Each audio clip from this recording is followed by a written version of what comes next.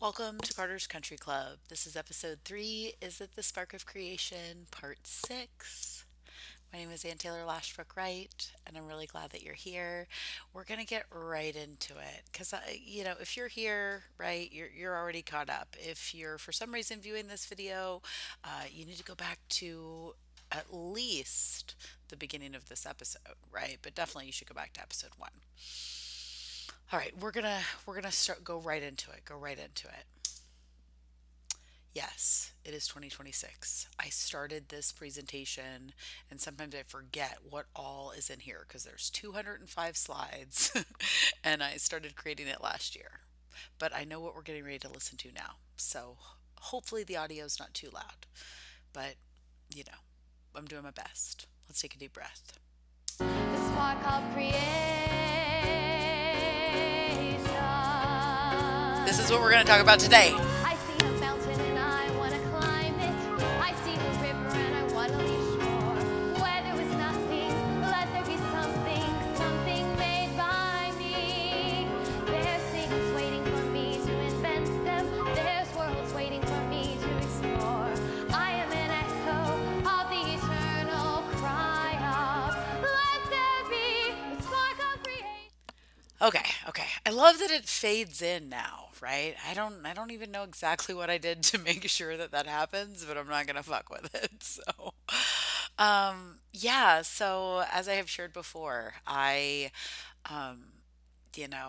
fell in love with all the things with this musical, and it just spoke to me. And I think it was just, of course, it was synchromysticism, and I think I knew that at the time. But it was perfect. It was perfect for me, and I don't know, right? I am doing my best to unravel how my life might have been orchestrated. Obviously not at a large degree, right? I mean, look how I live, right? But anyway, I'm going to keep moving forward, right? I want you to stay here with me until the end, not because I care anything about Harry Potter, right? Although I do think we need to be aware of our magical powers, right? But I definitely know that if we can't read, we're not going to realize our dreams. So we've got to keep reading.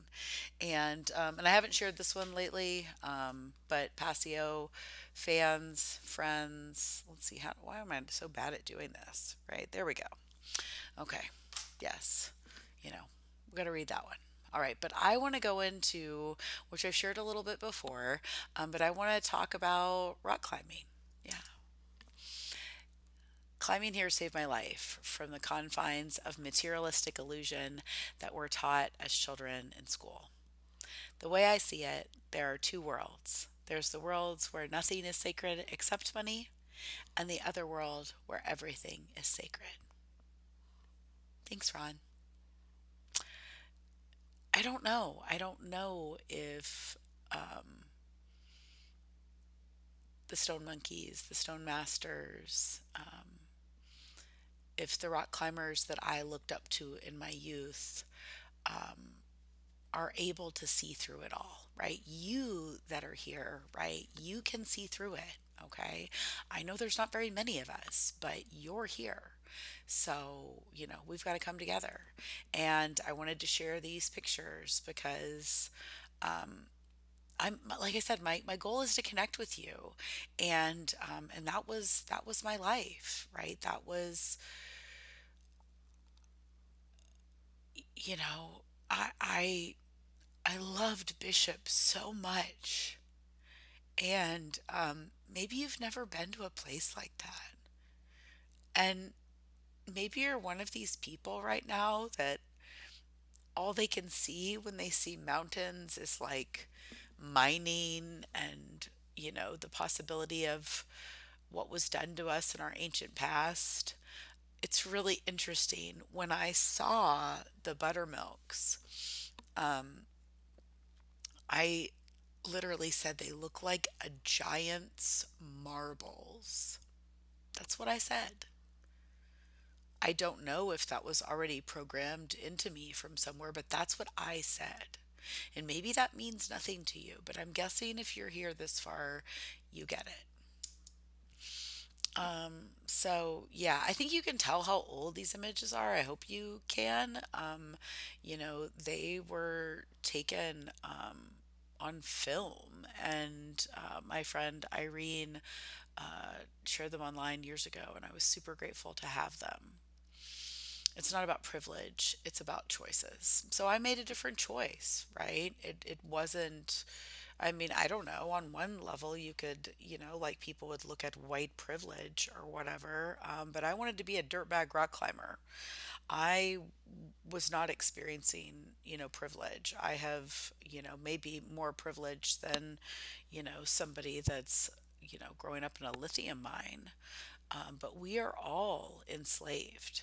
And, I didn't know anything about that, in the early 2000s. I was just fascinated by this world.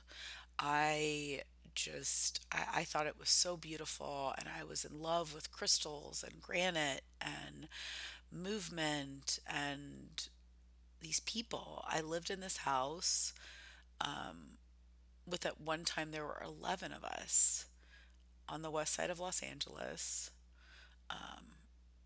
And I hope that it's still amongst rock climbers to this day. But the man who owned it, I think, was in South America, and you know, we were all in Los Angeles for various reasons.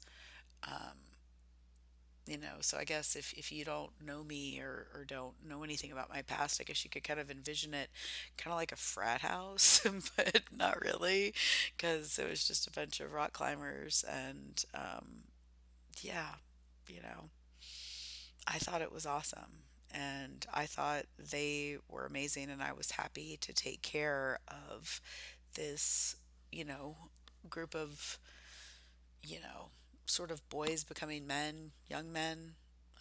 And then some of them I was just happy to observe from the outside. I really thought it was fascinating, you know, when, you know, Dave was going to Yosemite, one of my roommates, who I was just honored to get to climb with a couple times. And later I would rent an apartment from he and his wife, and again, like, kind of look on from afar. But yeah, but I think I originally put these in this presentation because I was curious if anybody else in the rock climbing world has seen through what's really going on in the world, or are we still thinking it's about sustainability or some buzzword? Yep, we gotta listen to this whole song. Man, you should have seen me way back then. Carter didn't get it. I hope you do. But it's perfect. I could tell a tale, I could make it spin. I could tell you black was white, I could tell you day was night. Not only that, I could tell you why. Back then, I could really tell a lie. Well, I'd hire a kid to say that he was lame. Then I'd touch him and I'd make him walk again. Then I'd pull some magic trick, I'd pretend to heal the sick. I was taking everything they had to give. It wasn't all that bad a way to live.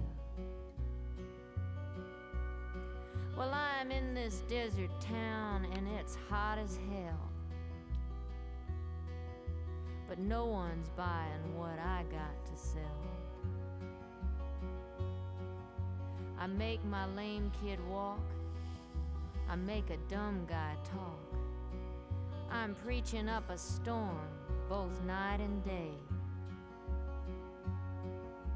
but everyone just turns and walks away. Well, I can see that I'm only wasting time, so I head across the road to drink some wine. This old man comes up to me. He says, I seen you on the street. You're pretty good, if I do say so myself. But the guy come through last month, he was something else. Instead of calling out for fire from above, he just gets real quiet and talks about love. And I'll tell you something funny. He didn't want nobody's money. Now I'm not exactly sure what this all means, but it's the damnedest thing I swear I've ever seen.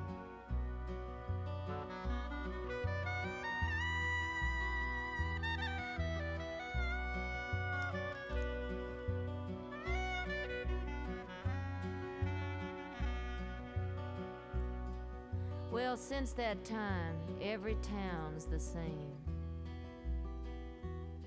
I can't make a dime. I don't know why I came.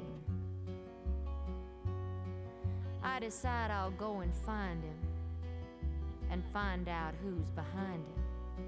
He has everyone convinced that he's for real. Well, I figure we can work us out a deal. So he offers me a job, and I say fine. He says I'll get paid off on down the line. Well, I guess I'll string along. Don't see how too much can go wrong. As long as he pays my way, I guess I'll follow. We're headed for Jerusalem tomorrow.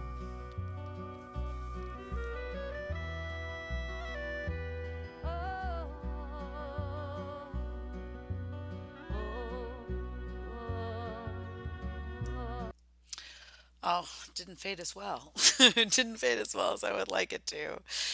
So, yeah, I mean, I think you can hear it, right? I think, that I hope that, like I've said before, I hope Emmylou speaks to you the way that she spoke to me. And I think it's beyond religion. It is so far beyond that, right? She says it from the beginning, right? That back then I could really tell a lie, right? And I definitely grew up lying. 100%. 100%.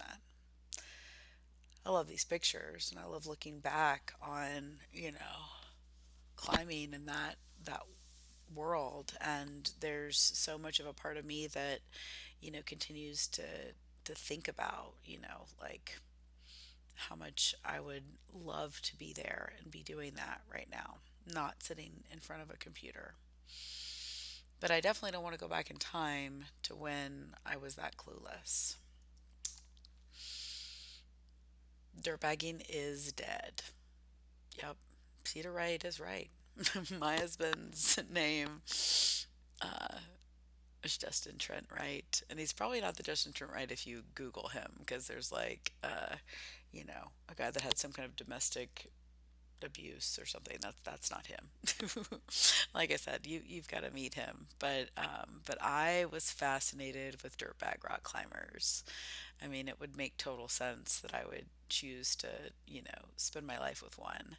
But the back of this truck is not the dirtbag rock climber that I fell in love with. That was just a friend. But that was and he had two beautiful dogs, these half shepherd, half coyote dogs, Vicky and Vaughn.